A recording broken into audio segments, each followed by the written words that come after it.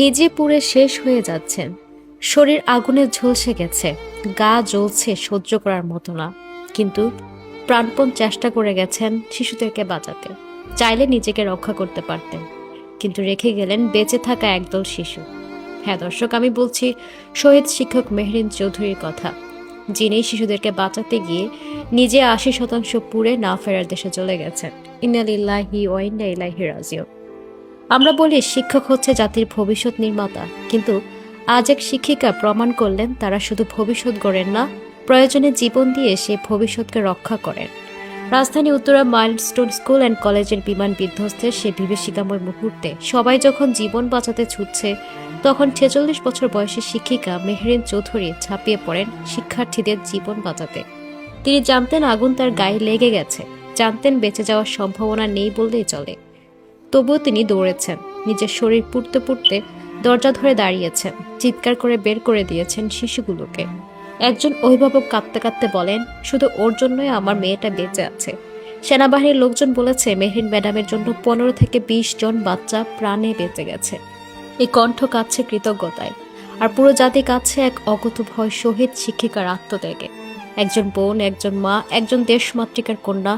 মেহরিনের ভাই মুনাফ মুজিব ফেসবুকে লিখেন, আমার বড় বোন চলে গেছে, সে আমাকে মায়ের মতো মানুষ করেছে। একজন ভাইয়ের হৃদয় ভেঙে চূর্ণ বিচূর্ণ হয়ে গেছে, যিনি শুধু একজন আপু ছিলেন না, ছিলেন জীবনের পথ প্রদর্শক। তার স্বামী মনসুর হেলাল বলেন, ওর পা থেকে মাথা পর্যন্ত পুড়ে গিয়েছিল, তবুও লাইফ সাপোর্টে নেওয়ার আগে বলেছে, আমি নিজে বের হচ্ছিলাম, তখন বিমানটা পড়ে, আমি দগ্ধ হয়েছি, কিন্তু বাচ্চাদের আগে বের করেছি। জানেন কে এ কথা বলতে পারে?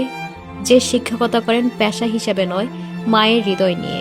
বাবা মায়ের পরে শিক্ষকের স্থান আজ আবার তা মনে করিয়ে দিয়েছেন মেহরিন ম্যাডাম, যিনি জানতেন আগুন নিভে যাবে, জীবন নিভে যাবে, কিন্তু বাচ্চাদের চোখে যেন ভবিষ্যতের আলো না নিভে যায়, সেজন্য নিজের জীবনটা বিলিয়ে দিলেন। আজ আমরা শুধু একজন শিক্ষিকাকে হারাইনি, হারিয়েছি এক নারী, যিনি প্রমাণ করে গেছেন একজন শিক্ষক কেবল পাঠ্যপুস্তক পড়ান না, জীবনের পাঠ পড়ান। মেহরিন চৌধুরী নামটি ইতিহাসে লেখা থাকবে সোনালী অক্ষরে, একজন মমতাময়ী মায়ের, একজন দৃঢ়চিত্ত যোদ্ধার, একজন শহীদ শিক্ষিকার নাম হিসাবে। শ্রদ্ধা, ভালোবাসা ও কৃতজ্ঞতায় চিরস্মরণীয় থাকবেন আপনি ম্যাডাম, যিনি নিজে আগুনে জ্বলেছিলেন আর নিষ্পাপ প্রাণগুলোকে বাঁচাতে ছুটে গিয়েছিলেন। প্রসঙ্গত ২১ জুলাইয়ের দুপুরটা যেন বাংলাদেশের ইতিহাসে কালো অক্ষরে লেখা এক বিকেল। উত্তরের মাইলস্টোন স্কুলের আকাশ তখনও সূর্য জ্বলছিল, অথচ স্কুল প্রাঙ্গণে নেমে আসে মৃত্যুর ছায়া।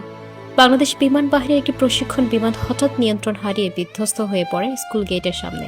আগুনের লেলিহান শিখায় মুহূর্তে ছিন্ন ভিন্ন হয়ে যায় শিশুর কোলাহল। আর ঠিক সে সময়ে নিজে পড়েছিলেন আগুনে, শরীরের চামড়া গলে যাচ্ছিল, তবুও থামেননি এই শিক্ষিকা। মায়ের মতো আগলে রেখেছিলেন শিশুদেরকে। তিনিও পালাতে পারতেন, ছুটে যেতে পারতেন নিরাপদ দূরত্বে, কিন্তু না, শিক্ষিকা মেহরিন চৌধুরী দাঁড়িয়েছিলেন তার দায়িত্বের জায়গায়। বাচ্চাদের বাঁচাও, ওদের আগে নাও, এটাই ছিল তার শেষ চিৎকার। আগুনের লেলিহান শিখা তাকে ঘিরে ফেললেও তিনি এক একটা শিশুকে ধাক্কা দিয়ে সরিয়ে দিচ্ছিলেন, তাদের রক্ষা করছিলেন নিজের শরীর দিয়ে। ৮০% দগ্ধ শরীর নিয়ে জীবন মৃত্যুর সন্ধিক্ষণে লড়াই করে না ফেরার দেশে চলে যান তিনি। ঢাকা মেডিকেল কলেজের বার্ন ইউনিটে লাইফ সাপোর্টে তিনি মারা যান। স্বামী বলেন, ও নিজের শরীর পুড়েছিল, কিন্তু বাচ্চাদের দিকে তাকিয়েছিল, শুধু বলেছে ওদের জন্য কিছু না হয়। এই জাতীয় অনেক শিক্ষক দেখেছে, অনেক সাহসিকতা দেখেছে, কিন্তু এমন দৃশ্য কতটা দেখা গেছে? নিজে আগুনে জ্বলতে জ্বলতে নিষ্পাপ শিশুদের বাঁচানোর এই দৃশ্য এ কেবল মহানুভবতার উদাহরণ নয়, এটা এক মায়ের, এক শিক্ষিকার, এক বীর নারীর চরম আত্মত্যাগ। আমরা সারা জীবন আপনাকে মনে রাখবো। আল্লাহ তাআলা আপনাকে জান্নাতের উচ্চস্থান দান করুক, আমিন। দর্শক, ভিডিওটি শেয়ার করে দিন এবং তার জন্য দোয়া করতে ভুলবেন না।